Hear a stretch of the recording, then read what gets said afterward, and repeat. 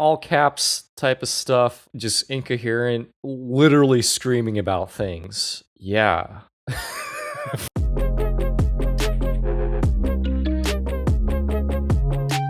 Welcome back to another exciting episode of EDM Chatters. Today's topic, what the fuck is going on with Squanto? As a reminder, kind viewers, please like and subscribe so you always know when we put out new videos. Pause the video really quick, just hit it.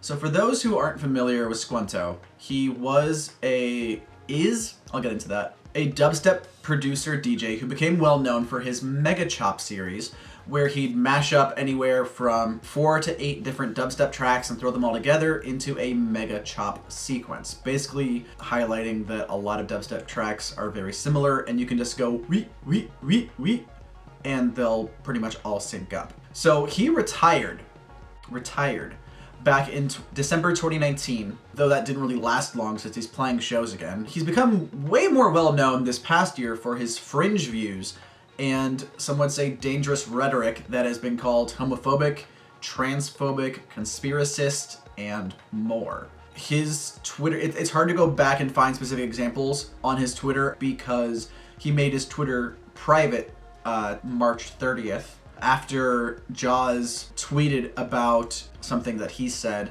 We'll have that on the screen right here. Also, as a little background, I used to hang out with this guy. Well, not hang out. It's a bit of an exaggeration. I met up with him at Lost Lands 2019, a few months before his retirement. And that directly led to our viral FISO article on Your EDM. And at the time, he seemed, a little bit odd, but he mostly seemed just eccentric. Then in December, he retired. And then in March, the pandemic hit, which brought out a lot of the crazies. Vince, before this episode, I gave you his Facebook to look at. Tell me a little bit about your first impression. Jesus, dude. Yeah. Some of the posts were recent. No, most of the posts. He said he was using his Facebook as a Twitter, which was apparent. Yeah, all caps type of stuff, just incoherent, literally screaming about things. Yeah. Basically, essentially we've gone past hating him and calling him crazy for what he's saying, and we've reached the point where we're like, nah, this dude, actually needs help. Right. The frequency and the consistency and the content that he's posting are far beyond what anyone should be doing. This guy is on a whole other level. A few days ago, Twitter user Judas Deluxe shared a video of DMs that they had with Squanto, and it is really unhinged, targeted harassment. It's just so antagonistic. Yeah. It's pictures of Jesus, it says, "Begone Satan serving scum, you are not welcome on planet Earth. JK, please level up. We are really bored of fighting low-level enemies." There's a period of a half hour where Judas isn't saying anything. Squanto is basically just fighting with himself. Just these long paragraphs of just memes and just constant berating. So let me ask you. I actually started watching the Q documentary on HBO Max. Not an ad. Oh, okay.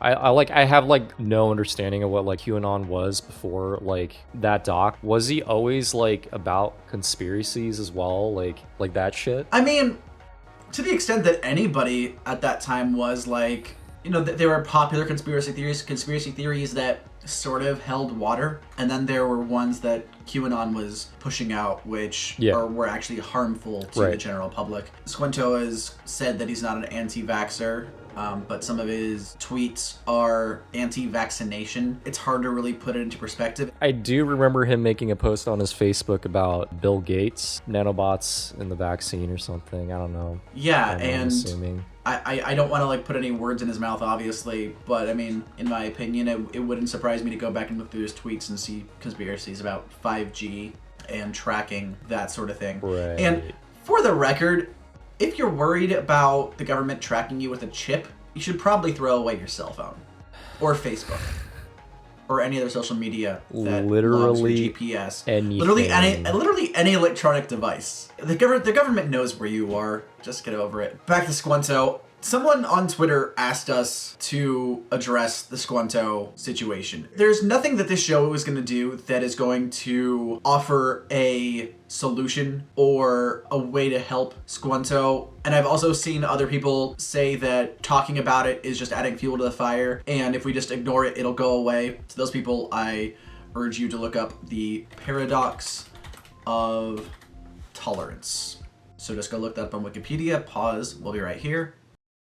And we're back. There's a line between letting someone just burn themselves out and fighting against intolerant behavior, which is a lot of what Squanto has been doing, especially when he references himself as a non-binary dragon and part of the LGBT community, which is hard to say, no, you're not, but given his past views, it comes across as not judgmental, like sort of like making fun of them. And that's sort of because of the way he's presented himself in the past. Like if this happened a year ago and said, hey guys, like I want to come to you and I am non-binary and I identify with dragons, there would have been a little bit of like, huh? But we would have been, you know, like, okay. I mean, based off these tweets, I would not believe any of that, but no, I wouldn't believe a word he's saying about anything. If he told me 2 + 2 = 4, I'd be like, really, is it?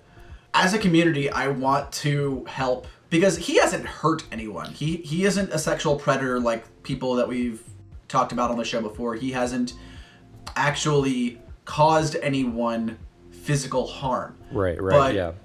Calling people FAG on Twitter and claiming to be a part of a community that he might not be a part of, and doing so unceremoniously, and tweeting out conspiracy theories that are dangerous. It's a different kind of bad. Yeah. And it's one that's a little bit harder to address and come to terms with. Mm-hmm. So what do we do about Squanto? What is going on with him? I think the easiest thing to do is just block him and move on if you don't want to hear about him. If you try and engage with him, you'll likely not get anywhere. It's not like you're going to lose, but you're not going to win either. I think he needs help. I think he desperately needs help. Is that responsibility going to fall on anyone in the community? I don't even know if he has a manager right now. Right. Probably not. But if he has a booking agent, if he has a publicist, anybody that is working with him sort of owes it to him and themselves to do a checkup on this guy. The weird thing is he's not losing a following, he's gaining a different following, and that following is also similarly dangerous. Right. So it's hard to tell sometimes whether he's just the biggest troll on the planet or actually in need of help. And I think when you get to that point, you err on the side of caution. Yeah, hopefully his friends will call him out. I don't know, or not call him out. Does he have any friends left in the industry? I mean, or any close friends that'll just be like, hey man, maybe you should call a therapist or something. I don't know. Yeah. Anyway, that does it for EDM Chatters. I hope you enjoyed our ramblings, potentially Squantos, and maybe learned a thing or two. Don't forget to like and comment on this video and subscribe to our channel if you want more exciting EDM content from us. Even if you don't want it, and this was just a video you saw on your suggested, give us a like and a follow anyway. I mean, what's it going to cost you, right? Why not? Zero. Anyway, zero. Cost you nothing. Nada, zilch, zip, nada. But anyway, we'll see you in the next one. Bye, everybody. Bye, guys. Bye-bye.